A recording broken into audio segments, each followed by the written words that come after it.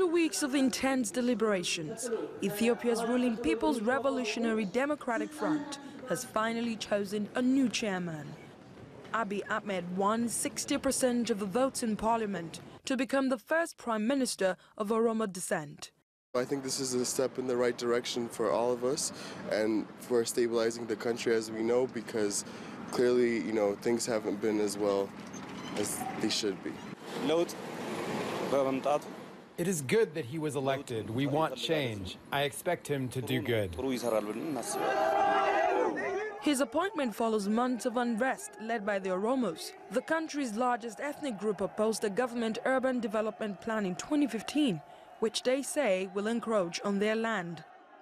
The protest turned into a wider public protest with bouts of ethnic fighting, forcing Hailemariam Desalegn's resignation in February to allow for more political reforms within Ethiopia's ruling party after the release of hundreds of political prisoners. But protests continued across the Oromo and Amara regions. They led to a state of emergency and a military crackdown, which forced nearly 10,000 Ethiopians fleeing to neighboring Kenya.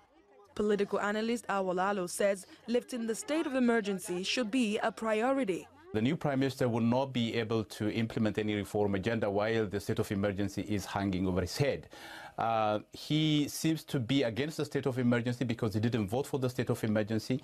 The party that put him forward, the OPDO, overwhelmingly voted against the state of emergency, and frankly there is no constitutional basis.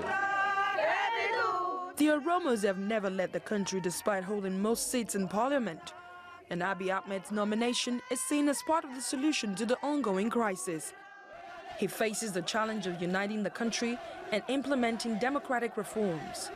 Adesewa Josh, TRT World.